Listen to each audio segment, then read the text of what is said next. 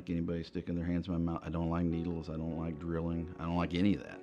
They really do a lot here to make you feel comfortable, relaxed. They're very friendly. Everybody here greets you with a smile.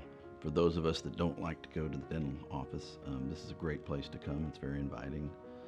The care that you receive here is very cerebral and well thought out. And I think that at the end of the day that care is the best way to describe it too. The calling at night, for instance, most dentists just don't do that. They leave the office, they forget about the patients they worked on that day. He takes it home with him, picks up the phone, calls you at night just to make sure you're okay. I don't think they do that at other dental offices. And I constantly get compliments on how perfect my teeth look. They're white, they're straight. There's not a lot of 54-year-old men walking around with perfect teeth.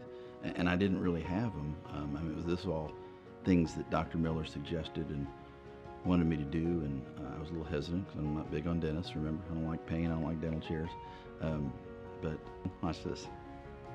You see, he did all this work. I